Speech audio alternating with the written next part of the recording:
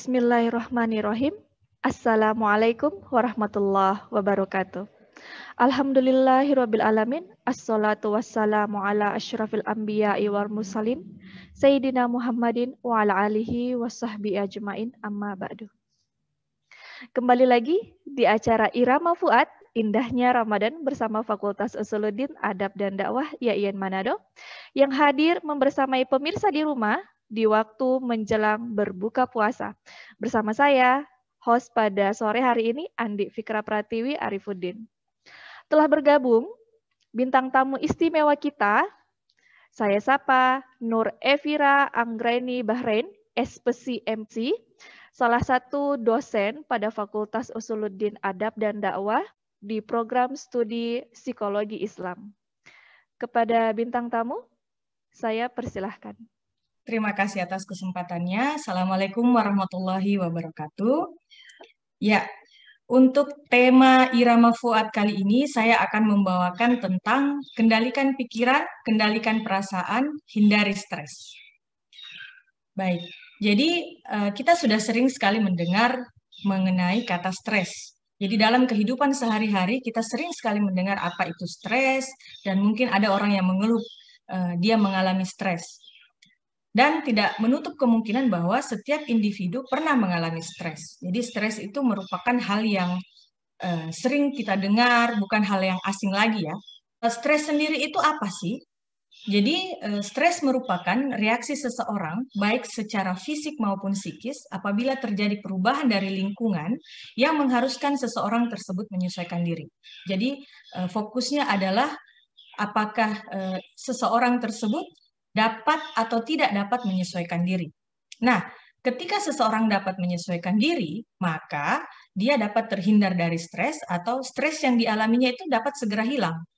Tapi ketika seseorang tersebut tidak mampu menyesuaikan diri, maka seseorang tersebut dapat stres berkepanjangan. Nah, inilah yang harus diwaspadai ketika seseorang tersebut mengalami stres berkepanjangan. Sebenarnya stres itu adalah hal yang alami ya, yang terjadi pada setiap individu.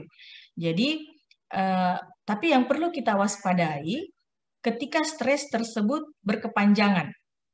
Nah, mengapa saya katakan bahwa stres tersebut adalah hal yang alami yang terjadi, yang bisa terjadi pada setiap orang atau setiap individu? Karena ketika seseorang mengalami stres, kemudian dapat menyesuaikan diri, maka individu tersebut menjadi lebih waspada atau dapat mengantisipasi segala kemungkinan yang terjadi atau segala kemungkinan yang dibutuhkan oleh mentalnya agar mentalnya tersebut dapat berkembang. Nah, selain itu, stres juga dapat melatih daya tahan mental. Jadi, seseorang dapat melatih daya tahan mentalnya sehingga menjadi lebih kuat dalam menghadapi keadaan atau kondisi yang tidak mengenakan. Jadi stres ini dapat membuat seseorang menjadi lebih kuat. Ketika seseorang bisa menyesuaikan diri, maka dia pun bisa istilahnya begini, setelah dia bisa menghadapi stres ini, jadi ketika mungkin dia menghadapi masalah yang sama atau masalah yang lebih berat lagi, maka dia sudah bisa menyesuaikan diri dan mentalnya menjadi lebih kuat. Mungkin di sini yang saya maksudkan adalah dia tidak mudah lagi menjadi orang yang rapuh, tidak lagi menjadi orang yang mudah menangis, mudah shock mungkin dengan masalah yang dihadapi. Sehingga lebih mudah ketika harus menyesuaikan diri terhadap sebuah perubahan, maka ia bisa lebih mudah untuk beradaptasi. Nah, tetapi yang perlu diingat bahwa apabila stres tersebut berlangsung lama dan semakin berat, maka dapat merusak kesehatan fisik dan menyebabkan gangguan emosional. Nah, ini yang perlu kita waspadai. Ketika stres ini berkepanjangan, bukan hanya emosional ya, bukan hanya psikis yang harus menderita seperti itu, tapi juga fisik. Nah, disinilah yang harus kita waspadai sebagai orang yang sedang mengalami stres. Apalagi di musim-musim COVID-19 seperti ini, pemerintah menghimbau kepada masyarakat untuk senantiasa menjaga kondisi mentalnya agar terhindar dari stres. Karena kenapa?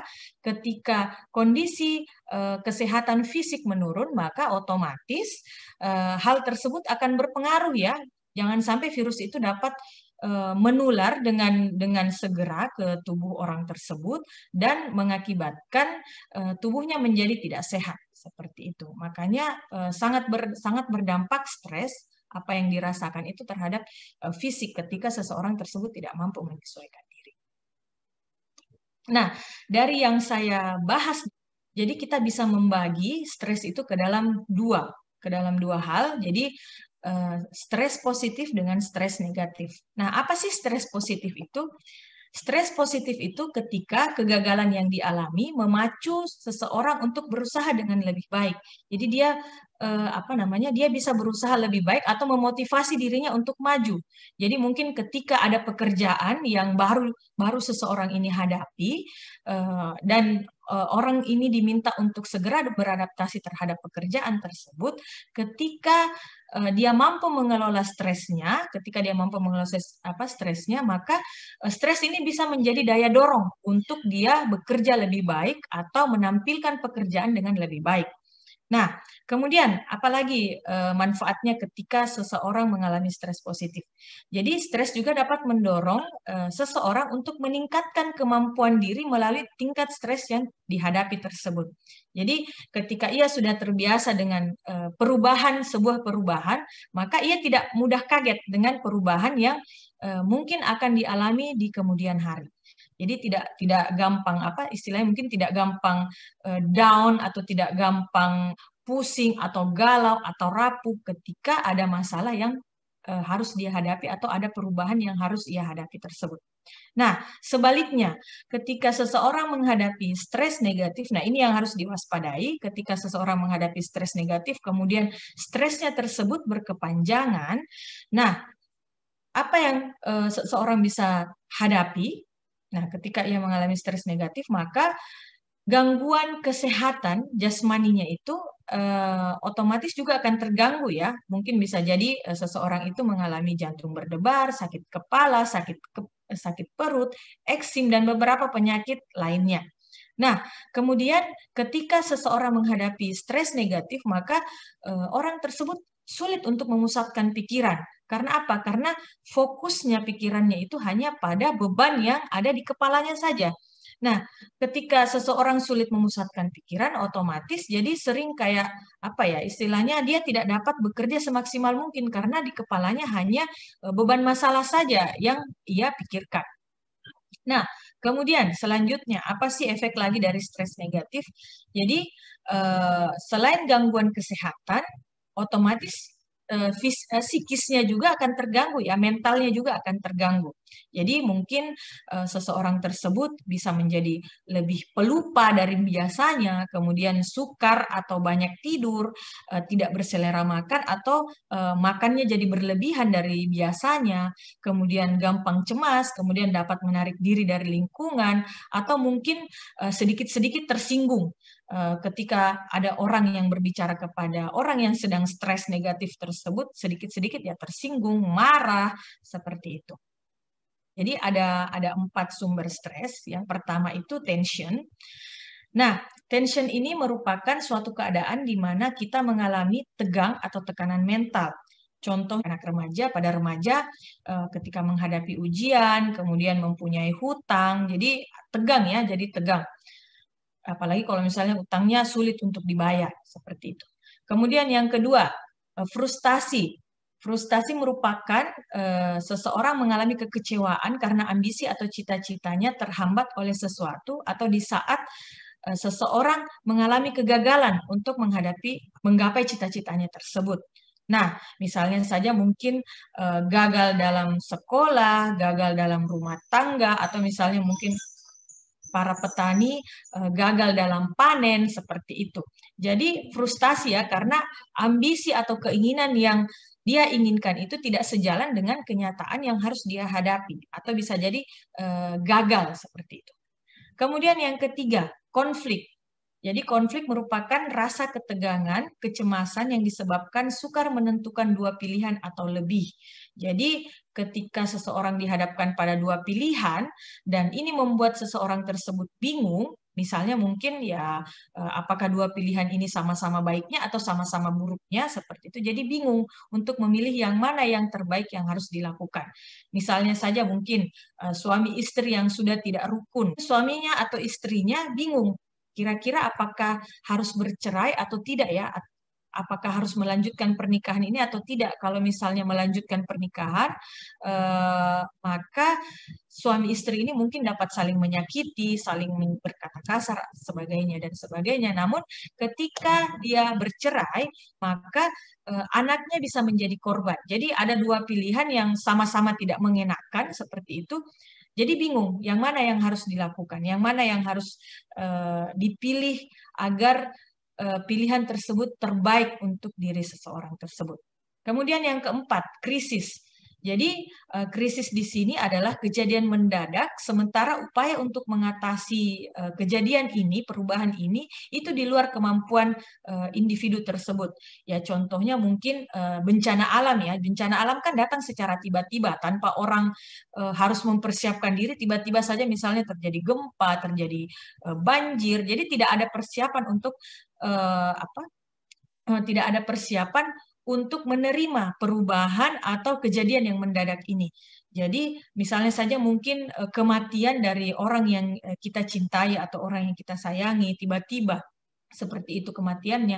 Jadi hal ini kan membuat krisis karena kita tidak punya persiapan untuk menghadapi hal tersebut, tapi harus dihadapkan bahwa kita harus segera menyesuaikan diri. Nah, ini yang biasa membuat orang jadi stres seperti itu.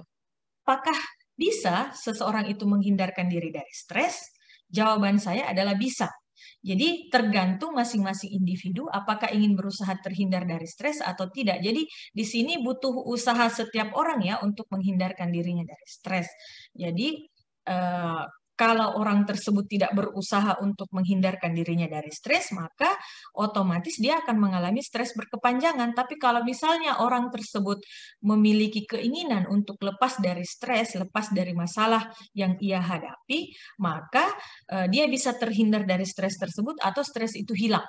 Jadi tidak harus mengalami stres berkepanjangan. Di sini saya akan mengutip ayat. Allah Subhanahu wa Ta'ala bahkan menenangkan hati dan jiwa hamba-hambanya dengan dua surah yang saya kutip yang menjanjikan bahwa setiap masalah itu pasti ada penyelesaiannya dan Allah tidak akan memberikan cobaan yang tidak mampu hambanya untuk tangani cobaan tersebut. Jadi seperti di surah Al-Baqarah ayat 286 yang artinya Allah tidak membebani seseorang melainkan sesuai dengan kesanggupannya. Dia mendapat pahala dari kebajikan yang dikerjakannya dan dia mendapat siksa dari kejahatan yang diperbuatnya. Mereka berdoa, "Ya Tuhan kami, janganlah Engkau hukum kami jika kami lupa atau kami melakukan kesalahan. Ya Tuhan kami, janganlah Engkau membebani kami dengan beban yang berat sebagaimana Engkau bebankan kepada orang-orang sebelum kami. Ya Tuhan kami, janganlah Engkau pikulkan kepada kami apa yang tidak sanggup kami memikulnya. Maafkanlah kami, ampunilah kami, dan rahmatilah kami. Engkaulah pelindung kami, maka tolonglah kami menghadapi orang-orang kafir." Nah, di sini bisa kita ambil pelajaran bahwa Allah tidak akan membebani seseorang, melainkan sesuai dengan kesanggupannya. Jadi di sini pun Allah berjanji kepada manusia. Kemudian kita lihat lagi pada surah Yusuf ayat 87. Artinya, "Wahai anak-anakku, pergilah kamu, carilah berita tentang Yusuf dan saudaranya, dan jangan kamu berputus asa dari rahmat Allah. Sesungguhnya yang berputus asa dari rahmat Allah hanyalah orang-orang kafir." Nah, di sini kita bisa memetik pelajaran bahwa Allah tidak senang bila hambanya itu mudah berputus asa. Mari kita berusaha dulu, mari kita berikhtiar dulu terhadap segala sesuatu, segala masalah, segala perubahan yang mendadak harus kita hadapi. Setelah itu kita berusaha semampu yang kita bisa. Jadi jangan langsung berputus asa, jangan langsung stres, misalnya stres berkepanjangan seperti itu. Jadi harapannya bahwa manusia itu menjadi manusia yang tidak hanya kuat dari segi fisik, tapi juga kuat dari segi mental atau dari segi psikis. Nah, apa sih yang harus dilakukan untuk menghindarkan diri dari stres? Jadi sesuai dengan tema yang saya angkat, kendalikan pikiran, kendalikan perasaan. Jadi di sini saya ingin menekankan bahwa saat seseorang tidak mampu untuk mengendalikan situasi yang terjadi, saat seseorang tidak mampu mengendalikan situasi yang bisa jadi mungkin situasi atau perubahan itu harus cepat menyesuaikan diri, saat ia tidak bisa mengendalikannya, otomatis kan seseorang tidak bisa mengendalikan bencana alam yang tiba-tiba terjadi, atau mungkin kematian yang tiba-tiba terjadi, atau mungkin yang seperti saya bilang tadi, konflik memilih dua pilihan saat ia tidak mampu lagi untuk mengendalikan situasi yang harus ia hadapi, maka apabila situasi itu mendadak atau membuat orang harus terkaget-kaget dan segera menyesuaikan diri, maka yang perlu dilakukan adalah, yang perlu seseorang lakukan adalah mengelola atau mengendalikan cara berpikirnya dan mengelola atau mengendalikan perasaannya sendiri. Jadi silahkan Anda mengelola pikiran Anda dan mengelola perasaan Anda terhadap situasi yang sedang Anda alami.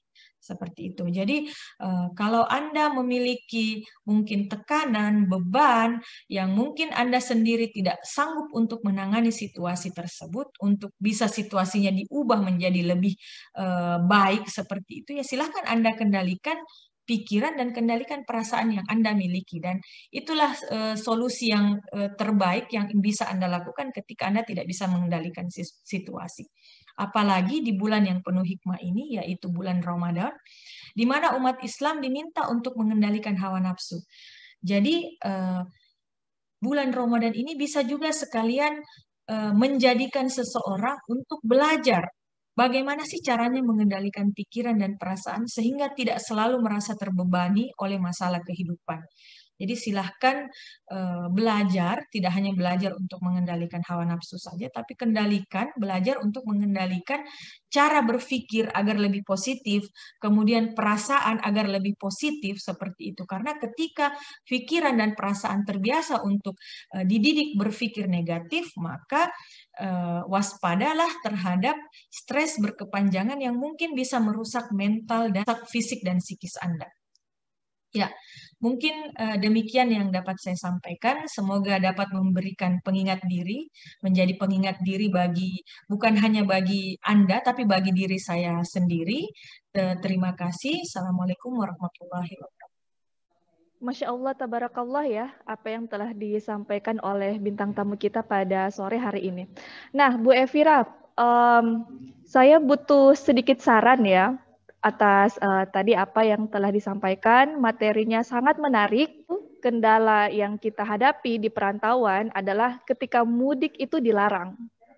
Nah, tentu kan ini akan menimbulkan rasa kekhawatiran, stres itu tadi ya, bahwa kita ini rindu sama keluarga misalnya yang kita berjauhan, lalu tidak bisa bertemu karena ya ada pembatasan aturan pemerintah ya yang melarang kita untuk tidak mudik. Nah, Bu Evira boleh deh kasih kita saran ya, apa yang bisa kita lakukan ketika kondisi ini terjadi untuk kedua kalinya. Silahkan. Baik, jadi seperti tema yang saya angkat, lagi-lagi mungkin saya akan mengatakan mengenai kendalikan pikiran dan kendalikan perasaan. Mungkin memang akan ada rasa rindu, kemudian akan ada rasa cemas. Kapan sih COVID-19 ini akan berakhir? Kapan sih saya bisa mungkin pulang kampung seperti dulu, di mana bebas-bebas saja begitu untuk pulang pergi tanpa harus khawatir apakah saya akan terkena virus atau tidak.